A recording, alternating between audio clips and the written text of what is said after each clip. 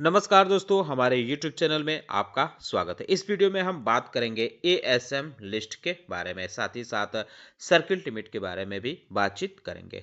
कुछ शेयरों में खबरें देखने को मिल रही हैं जो कल बाजार में फोकस में रह सकती हैं। साथ ही साथ हम अडानी ग्रुप के शेयरों में भी बातचीत करेंगे, अपडेट क्या आया है। तो डिस्कशन शुरू करने से पहले मैं कहना चाहूँगा कि अगर आपने हमारे चैनल को सब्सक्राइब नहीं किया है तो कृपया सब्सक्राइब कर लें और बेल आइकन भी दबा लें। सबसे पहले बात करते हैं एएसएम के शॉर्ट टर्म लिस्ट के बारे में। इसमें 9 कंपनियां शामिल की गई हैं। 3B black bio DX limited, EL forge limited, EP bio composite limited, Honsa consumer limited, केरे industries limited, Maruti interior products limited, northern spirit limited और सुमेधा फिजिकल सर्विसेज लिमिटेड और टेलर मेड रेन्यूएबल्स लिमिटेड, ये कंपनियां एएसएम के शॉर्ट टर्म लिस्ट में डाली गई हैं। 4 कंपनियां ऐसी हैं, 5 कंपनियां ऐसी हैं जो एएसएम के शॉर्ट टर्म लिस्ट से बाहर हुई हैं। Cargo train maritime limited, ITI limited, KRN heat exchanger and refrigeration limited और Nirmit robotic India limited, octal credit capital limited. जो निर्मित रोबोटिक इंडिया लिमिटेड है, इसको एएसएम के शॉर्ट टर्म लिस्ट से निकालकर अब एएसएम के लॉन्ग टर्म लिस्ट में शिफ्ट किया गया है। तो निर्मित रोबोटिक्स लिमिटेड के अलावा एएसएम के लॉन्ग टर्म लिस्ट में मैग्रीसॉफ्ट लिमिटेड, इसको डाला गया है। वहीं किसी भी कंपनी की स्टेज चेंज नहीं की गई। हालांकि एक कंपनी ऐसी है जिसको एएसएम के लॉन्ग टर्म लिस्ट से राहत मिली है, टोक्यो फाइनेंस लिमिटेड, इसको यहाँ से निकालकर दूसरे फ्रेमवर्क में डाला गया है। यानी ईएसएम के लॉन्ग टर्म लिस्ट से निकालकर ईएसएम में शिफ्ट किया गया है। ईएसएम यानी इनहेंस सर्विलांस मेजर फ्रेमवर्क में 5 कंपनियों को डाला गया है और 5 कंपनियों की स्टेज चेंज की गई है। Jain synthetics limited, Sengar decor limited, Siyaram recycling industries limited, Sprayking limited, Tokyo finance limited, ये कंपनियां ईएसएम लिस्ट में डाली गई हैं। और जिन कंपनियों की स्टेज चेंज गई है उनके नाम आप देख सकते हैं। Film city media limited, integrated proteins limited, Ramchandra leasing and finance limited, Sindhu valley technology limited और वंदना निटवियर लिमिटेड। वहीं किसी भी कंपनी को इस लिस्ट से बाहर नहीं किया गया है।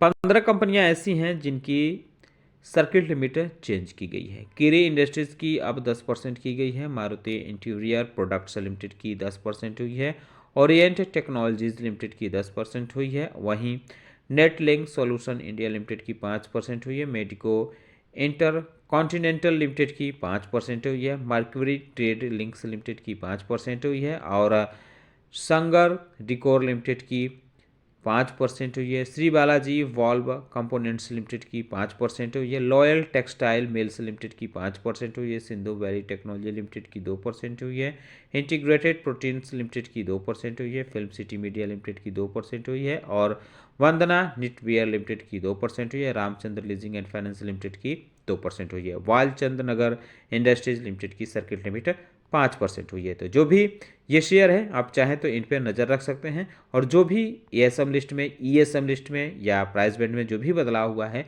ये सारे 22 नवंबर से इफेक्टिव माने जाएंगे। तो कुछ अडानी ग्रुप से जुड़ी खबरें देखने को मिली हैं, इसकी वजह से आज बाज़ार में भयंकर गिरावट रही। वहीं जो जियोपॉलिटिकल टेंशन देखने को मिल रही है, इन सारी वजहों से बाज़ार में गिरावट देखने को मिल रही है पिछले काफ़ी दिनों से। बहरहाल कल आप अडानी ग्रुप के शेयरों पर आप चाहे तो नज़र रख सकते हैं, चाहे वो अडानी इंटरप्राइजेज हो, अडानी गैस हो, अडानी एनर्जी सोल्यूशन हो, अडानी पोर्ट हो या कोई भी शेयर हो अडानी ग्रुप से जुड़ा हुआ, आपको उस पर नज़र रखनी चाहिए क्योंकि अडानी ग्रुप पर बड़ा आरोप लगने की खबरें देखने को मिल रही है। यूएस से जो खबरें देखने को मिली हैं, $250 मिलियन के जो घूस की बातें देखने को मिली हैं, तो इस वजह से कल भी अडानी ग्रुप के शेयर फोकस में रह सकते हैं। अगर Nippon life India asset management की बात करें तो आप चाहे तो इस पे भी नज़र रख सकते हैं। इसमें एक अपडेट देखने को मिल रहा है। कंपनी ने एक अनाउंसमेंट किया है, एक डेफिनेटिव एग्रीमेंट इसने किया है one place commercial private limited के साथ। इसके तहत क्या करेगी company, commercial office premise acquire करेगी। ये जो जगह एक्वायर करेगी ये 52,162 स्क्वायर फीट का देखने को मिलता है। One Lodha place lower parcel है, तो इस वजह से यह शेयर फोकस में रह सकता है। प्रोटीन ई गवर्नमेंट टेक्नोलॉजी लिमिटेड पे भी नज़र रख सकते हैं। इसमें अपडेट देखने को मिल रही है कि एनएसई इन्वेस्टमेंट अब अपनी शेयरों की बिकवाली करने वाली है। जो उसकी हिस्सेदारी देखने को मिलती है 20.31% की स्टेक होल्डिंग उसकी देखने को मिलती है, उसको ऑफर फॉर यानी सेल यानी OFS के जरिए बेचने वाली है।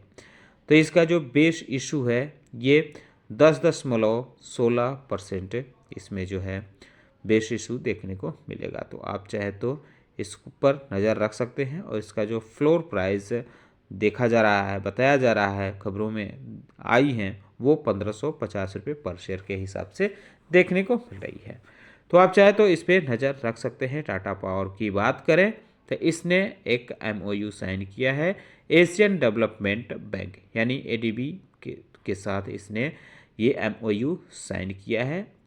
COP90 कार्यक्रम में हुआ है जो बाकू अज़रबैजान में ये देखने को मिला है। इसके तहत क्या करेगी, फाइनेंशियल ऑप्शन जो है कंपनी एक्सप्लोर करेगी अपने एनर्जी इंफ्रास्ट्रक्चर प्रोडक्ट के लिए जो भारत में देखने को मिलता है। तो आप चाहे तो इस पे नज़र रख सकते हैं। वहीं अगर हम बात करें SJVN के बारे में तो इसने भी एक MOU साइन किया है राजस्थान गवर्नमेंट के जो एनर्जी डिपार्टमेंट देखने को मिलता है उसके साथ। इसके तहत कंपनी रिन्यूएबल एनर्जी प्रोजेक्ट पर काम करेगी राजस्थान में। इस एग्रीमेंट का अनाउंसमेंट ट्यूसडे को देखने को मिला है। अब SJVN जो है इन्वेस्ट करेगी 5 गीगावाट पंप्ड स्टोरेज कैपेसिटी के लिए और 2 गीगावाट फ्लोटिंग सोलर प्रोजेक्ट के लिए। ये राजस्थान में दोनों इन्वेस्टमेंट देखने को मिलेगा। LIC में भी अपडेट देखने को मिल रहा है। कंपनी की तरफ से बताया गया है कि उसने LTI माइंट्री में अपने स्टॉक होल्डिंग बढ़ाई है 5.033 से बढ़ाकर अब 7.034% इसकी शेयर होल्डिंग हो गई है। 20 मार्च और नवंबर 19 2024 के बीच ये सारी चीज़ें देखने को मिली हैं।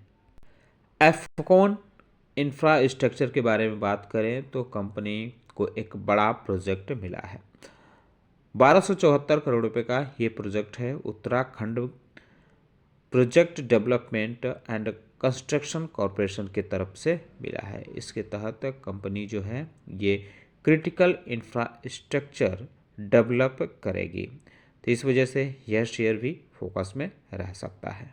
हुंडई में भी एक अपडेट देखने को मिल रहा है। कंपनी ने एक पावर परचेज और शेयर होल्डर एग्रीमेंट साइन किया है फोर्थ पार्टनर एनर्जी के साथ। इसके तहत company 2 renewable energy plan Tamil Nadu में लगाएगी। इसके यानी एग्रीमेंट के तहत हुंडई जो है इन्वेस्टमेंट करेगी 38 करोड़ रुपए इस प्लांट के डेवलपमेंट के लिए। तो इन शेयरों पर आप चाहे तो नज़र रख सकते हैं। उम्मीद करता हूं कि आपको हमारा वीडियो पसंद आया होगा। कैसा लगा बताना ना भूलें, साथ ही साथ हमारे चैनल को सब्सक्राइब कर लें, बेल आइकन दबा लें। वीडियो देखने के लिए बहुत बहुत धन्यवाद।